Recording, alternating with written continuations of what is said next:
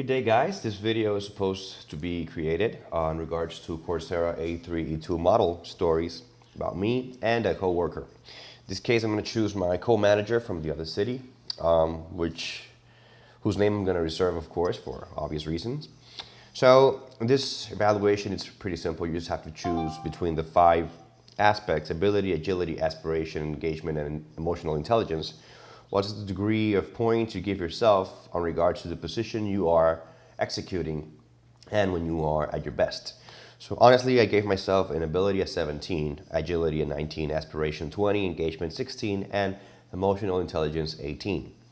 Of those 5, the one I consider myself more adept to is aspiration, because I see myself as hungry all the time for more and more and more. I do not believe that I'm made for the same position for the period being 2 years. So I'm expecting that every 2 years I can actually move forward or assume new roles in order to keep the company moving forward. I do agree with Professor with regards to that. There are some people who are not going to aspire for something bigger. We actually have that here in a very small company. We're only 16 employees, and some of the employees, you ask them and they tell you very clearly that they feel comfortable with what they're doing and they don't see themselves doing anything else. Some people, it's not that they don't aspire to be better, it's just that they feel so comfortable living the life they do. So some people's aspiration level is pretty low. The next high score is agility. I consider myself very fast on my feet when it regards to learning new things. As a matter of fact, this is my second Coursera course, and I'm also starting a master's in August. Learning new things for me is not a challenge itself, but it's an opportunity to learn.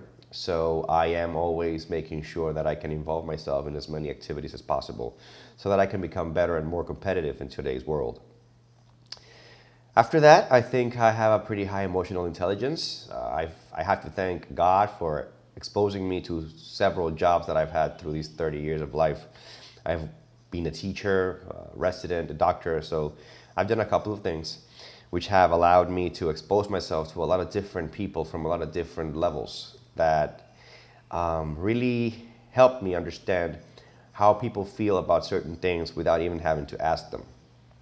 So I consider that one to be one of my biggest traits. After that, ability, I can say I'm pretty skilled. I do believe though that when you want to be good at something, you have to focus on one thing instead of being a jack of all trades. So that's what I've been trying to do in the last couple of years.